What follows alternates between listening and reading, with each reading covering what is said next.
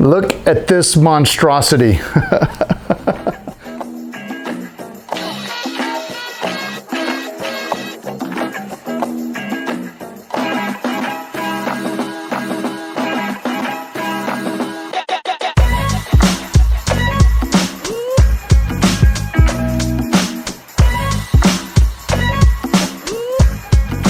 Today we're back in the shop. It's been raining in my part of the world for about 3 days and everything is soaked. It's actually quite beautiful outside. The wind's a little on the strong side, but I'm shooting a sweet time lapse out front for you guys for later. So we'll check that out. In the meantime, I've got this beast right here. This is the exhaust from a Vitarazi 185. I had 2 things go wrong with it, so yeah, I guess I need to oil that door too. The wind's blowing it around. Go ahead. Stay.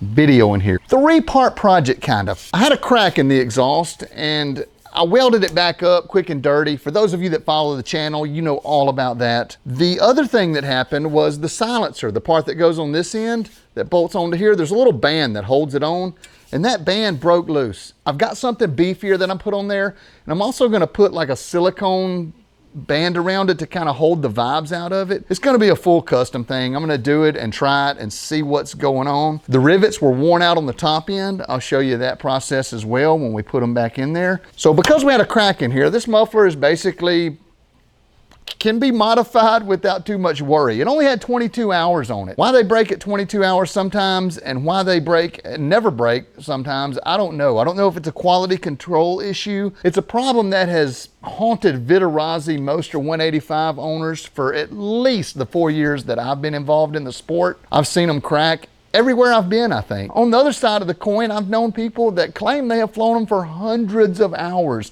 without issue. I did change the bronze bushing out at 10 hours, and at 22 hours it broke, so it only had 12 hours on a new bushing. I don't think that was the issue. I don't know what the issue was. It just cracked. It cracked right about there, and I welded it up and I sanded it off. I'm gonna sand the whole thing, and the reason I'm doing that is I'm gonna try a new technique, something I've never done. I've been welding for years, decades. I've been a welder. I recently learned to TIG weld to build this paramotor right here. I learned to TIG weld, practice my skills, and I built this whole paramotor, and everything has held up well on it. In fact, I'm flying it again. For those of you that have been asking, where's the Dirty Bird? Why are you on the Maverick? Well, basically, it was just because I had the Maverick and I was flying it, and that's the carrier that I had clamped onto the truck. But I've been flying the Dirty Bird, so you should be seeing some videos with that if they're already out. I don't know which videos are coming out. I film so much that sometimes they get out of order, so the way you see them may not be the way I videoed them. But I'm gonna add a smoke system to this thing. Again, I gotta give thanks to Tucker Gott for the inspiration. He's so inspiring to so many of us, and I was right on the edge anyway of like, should I put smoke on the paramotor? The people that have it say it's so fun. I don't know, I just, in my mind, I was thinking, can it be fun? Do I need to do this? Is this something that Kylo would enjoy? I think the answer is yes. So I'm gonna put a smoke system on here, but I'm gonna do it a little differently than what other people have done. I don't know, somebody may have done it. Oh, kind of the inspiration to that to Mr. John Lowe. He sent me a picture and he showed like the metal tube that was going around this exhaust was wrapped around several times before it actually injected into the exhaust. And it kind of preheats the oil. And actually I've got a pesticide, kind of a fogger you call it, for insects. And the way it's designed is it preheats all that oil before it vaporizes it and disperses it. And so I think there's something there. What I'm gonna do is I'm gonna break out a new technique, something I've never done in the real world. I inherited a oxyacetylene torch from my grandfather when he passed away. Years before that, he asked me one day, we were out in the shop, he says, is there anything of mine that you want when I die? I was like, dang, Papa, you know, really? Why don't we just do whatever it is we're gonna do? Do we really wanna talk about that? And he's like, yeah, seriously. And I said, well, I've got most everything I need. I mean, there's nothing of yours I really want, but I don't have an oxyacetylene torch. You do. I said, I guess if you're gonna put something on the list, put that on the list. Well, when he passed away, my mom told me, said, Kyle, he left his oxyacetylene torch to you in his will. So Thanks, Papa. I love you, man. So I've got that, and I've got all the stuff to do brazing. Actually went and picked up some bronze rods. I did not have those, but everything else was there. And he did a lot of brazing, I know, and I've never done it myself. I know how to do it. The difference between brazing and welding is brazing is kind of like glue. It's like a metal glue, if you will.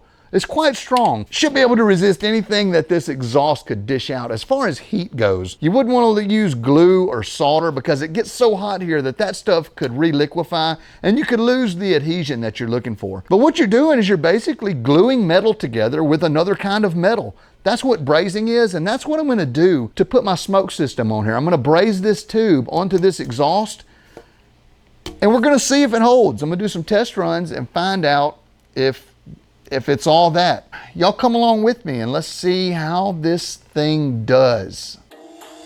It's important to get things clean all the way down to the metal so that the braze will stick well. Then it came time to pick the injection spot. I really just picked a spot. I didn't have a reason. I just thought this was a good place to put it. So I did it, chamfered the hole a little bit, got it ready for a braze, and here we go.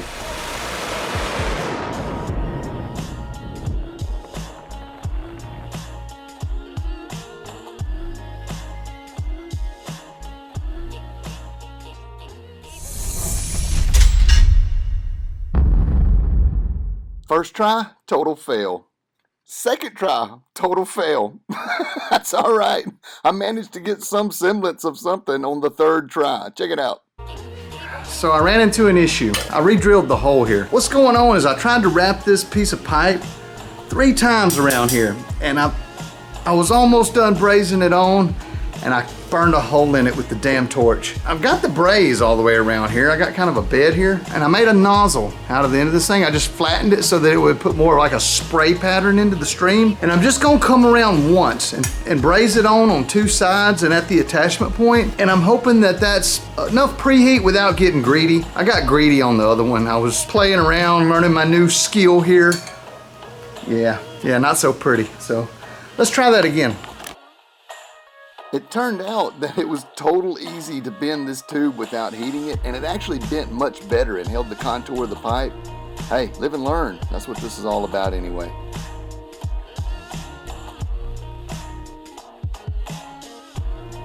I got the nozzle put in there, and I just did kind of a curlicue all the way around. I know it's ugly, but I wanted a lot of braze in there just to support it so that it gives it some structure as well as some heat transfer. I don't know, man, I hear this thing cracking and popping under the torch, and I just wonder, I wonder if this muffler is just gonna hold up. It just sounds rickety the way it's cracking and popping, so there we go. It was time to move on to the silencer repair. I took this piece of galvanized metal that I got down at the local tractor store. It's a little beefier, cut off the length that I needed, and then it was off to the bender. It's what we refer to as ghetto fabulous.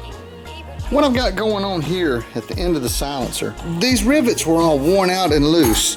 Of course, this thing, see how loose it is? Well, that's on purpose. I'm gonna take some of this clear silicone, and I'm gonna fill in the gaps to kind of isolate this piece right here. Maybe it'll work, maybe it won't, but it's certainly gonna be stronger than the piece that came out of it. This is where it failed, right there at the hole. I've got a lot more beef at the hole on this one, and we're gonna see if that holds up.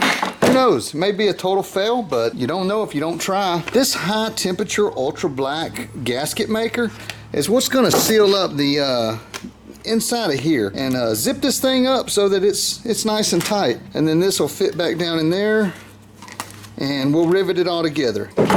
That should finish the repair out.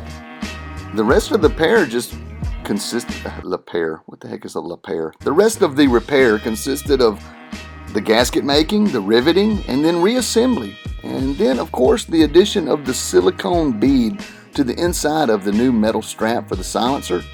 Check it out.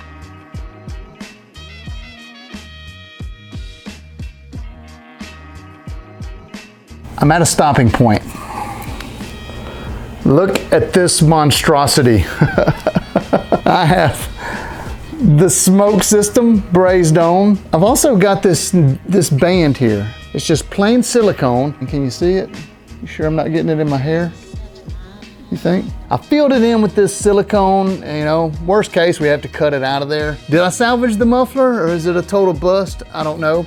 I've still got to build the other end of the smoke system. This is simply the intake, loops around, injects the oil. Yeah, it passes through, and it should spray like a nice heated fan of smoke oil into the exhaust stream. I have no idea if this is gonna work. This is purely a test bed. We're gonna have to do some test flying. We're gonna have to run it up on the ground a bit. We're gonna have to fly it in the air some. I don't think it weighs as, oh, thinking it's heavier. It's because this is attached. So we're gonna let that cure overnight. In the meantime, I'm gonna build the other portion of the smoke system. We'll get right to that right now. I know that is not a pretty braze job. I know, okay? That was my first time to ever braze anything. Totally different than welding, TIG or MIG or stick. I can do all those pretty good. This, and the reason for all this is I actually cracked this tube, a little hairline crack, and I just buried it in braze. So maybe that will hold up. We're gonna find out, who knows? The rest of the system consisted of a reservoir, a pump, a battery, a switch, and some wiring. And I managed to put it all together with some strategically placed Velcro and zip ties. I didn't really have any issues as far as the geometry or making it fit. I designed it so that it could be easily removed by simply unplugging it and cutting a zip tie and undoing some Velcro. Pretty quick and easy actually if I decided not to go for it. The tube, I had to melt a hole to put the tube in. I decided this would be better than drilling, so it was more fun too. I like fire.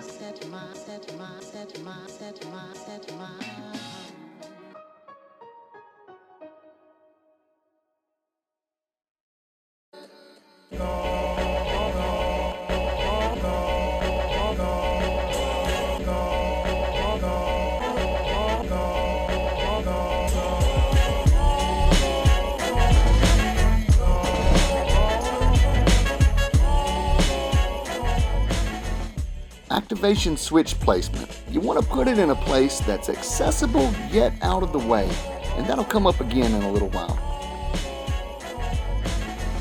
Next came the routing of the wires and the muffler, silencer, exhaust, whatever you call it. I'm so stupid.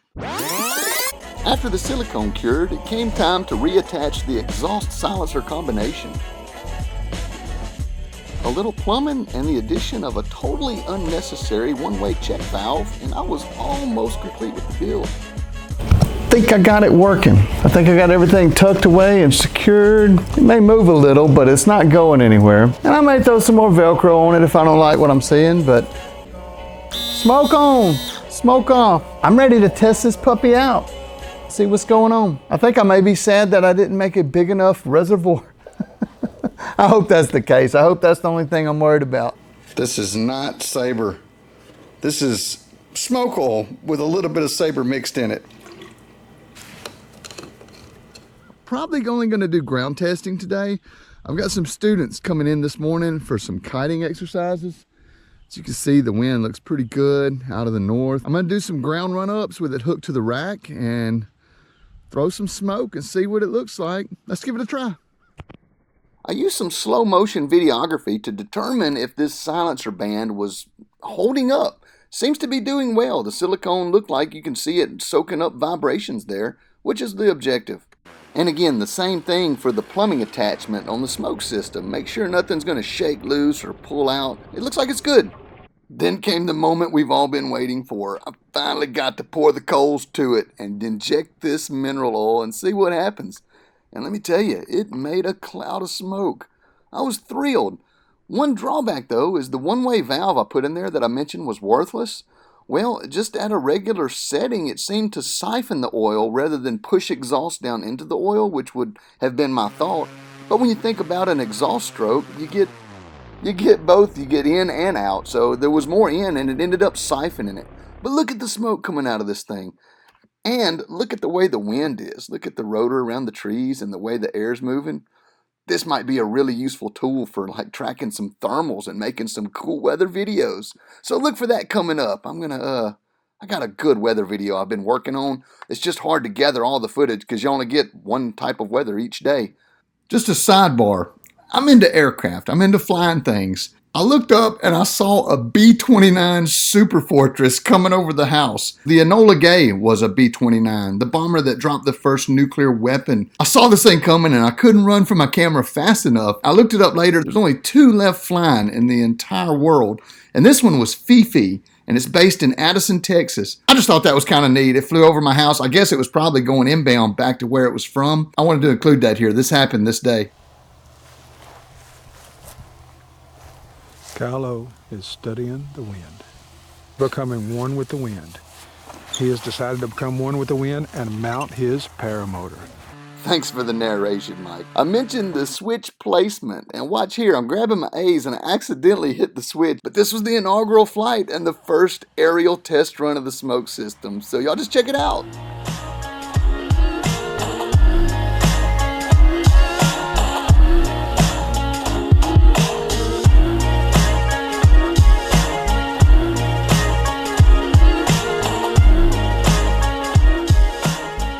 So it looks like everything basically worked. I fixed the little trickle of smoke by putting a regular valve on there that I can shut off, and that seemed to correct that. But this video is running kind of long, so I'm going to cut it here. I hope y'all enjoyed it. Consider giving it a thumbs up if you did. Happy Halloween. Much love. Kyle out.